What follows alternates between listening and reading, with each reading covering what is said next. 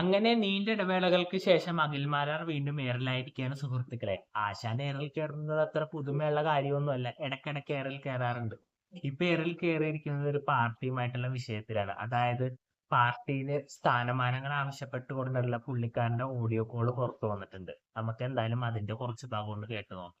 കൂടെ നമ്മൾ തുടരണമെങ്കിൽ കൃത്യമായ അക്കോമഡേഷൻ ഉണ്ടാവണം. ഇത് ഞാൻ വളരെ ഓപ്പണായിട്ട് പറയുന്നതാണ്. അതായത് അത് സാമ്പത്തികമായിട്ടാണെങ്കിലും അക്കോമഡേഷൻ, കാരണം നമ്മൾ ജീവിക്കണം. ഞാൻ ആ രീതിയിൽ ജീവിച്ചു വന്ന ഒരാളാണ്. അപ്പോൾ എൻ്റെ ലൈഫ് കൊണ്ടിട്ടിട്ട് ഞാൻ കോൺഗ്രസ് എന്ന് പറയുമ്പോൾ നാഷണലിസ്റ്റ് പാർട്ടിയാണ്, BJP എന്ന് പറഞ്ഞാൽ നാഷണലിസ്റ്റ് പാർട്ടിയാണ്. ഇന്ത്യയിൽ എവിടെ ചെന്നാലും അതിൻ്റെ റെസ്പെക്റ്റും അതിൻ്റെ ഒരു വാല്യൂ നമുക്കുണ്ടാവും. ഇതിൽ നമുക്കതില്ല.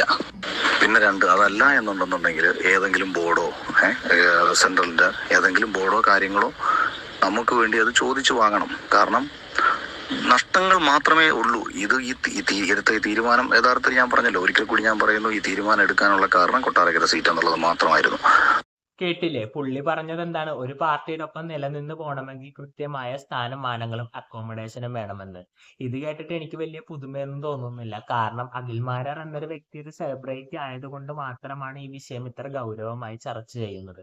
എത്രയോ സാധാരണക്കാരനായ നേതാക്കളും ഇതുപോലെ ആഗ്രഹിക്കുന്നുണ്ട്. കോളുകളൊക്കെ ചെയ്തിട്ടുണ്ടാവും. അതൊക്കെ ആരെങ്കിലും പുറത്തു വിട്ടിട്ടുണ്ടോ? ഇല്ല. പുള്ളിക്ക് ഒരു സെലിബ്രിറ്റി ഇമേജ് ഉള്ളത് കൊണ്ട് ജനങ്ങൾ ഇങ്ങനെ ചർച്ച ചെയ്യുന്നു എന്ന് മാത്രം. പിന്നെ ഏത് പാർട്ടിയിലെ സ്ഥാനാർത്ഥിയാണ് ജനങ്ങൾക്ക് വേണ്ടി മാത്രമായിട്ട് നിലകൊണ്ടേക്കുന്നത്? ജനങ്ങൾക്ക് വേണ്ടി നിലകൊള്ളുമായിരിക്കും. പക്ഷെ അവരുടെ പ്രൈം ഇമ്പോർട്ടൻസ് എന്ന് പറയുന്നത് സ്വന്തം കീശ നിറക്കുക എന്നതാണ്. അത് തന്നെയാണ് ഇവിടെ അഖിൽമാരാറും ചിന്തിച്ചിട്ടുള്ളൂ. പിന്നെ ഒരു കാര്യം പറയാതിരിക്കാൻ വയ്യ. എന്തായാലും ഓന്ത് വരെ അഖിൽമാരാറുടെ മുമ്പിൽ തോറ്റുപോകും. കാരണം ദിനം പ്രതിയല്ലേ ഇങ്ങനെ നിലപാടുകൾ മാറ്റിക്കൊണ്ടിരിക്കുന്നത്. എന്റെ ഒരു അറിവിൽ അഖിൽമാരാർ കോൺഗ്രസിലും BJP-യിലും അങ്ങനെ സകല കണ്ട പാർട്ടിയിലും മത്സരിച്ചിട്ടുണ്ട്. പക്ഷെ അവിടെ എല്ലാം 8 നിലയിൽ പൊട്ടിയിട്ടുമുണ്ട്. കാരണം എന്താണ്? നിലപാടില്ലാത്തത് കൊണ്ട് തന്നെ. നിലപാടുണ്ടെങ്കിലല്ലേ ജനങ്ങൾക്ക് ആ രാഷ്ട്രീയ നേതാവിൽ വിശ്വാസം ഉണ്ടാകുള്ളൂ. അത് വിശ്വാസം ഉണ്ടാക്കിയെടുക്കാൻ അഖിൽമാരാർ തോറ്റുപോയി എന്നതാണ് വാസ്തവം.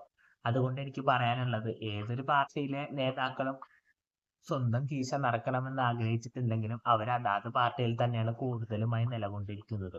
അല്ലാതെ അണ്ണനെ പോലെ ഇങ്ങനെ പാർട്ടി മാറി കളിക്കൽ അപൂർവങ്ങളിൽ അപൂർവമായിരിക്കും. പക്ഷെ അണ്ണന്റെ അത്രയും വരില്ല കേട്ടോ. നിങ്ങൾക്ക് എന്ത് തോന്നുന്നു എന്ന് താഴെ കമന്റ് ബോക്സിൽ രേഖപ്പെടുത്താം. അടുത്തൊരു വീഡിയോയിൽ കാണുന്നവരെ ബൈ ബൈ.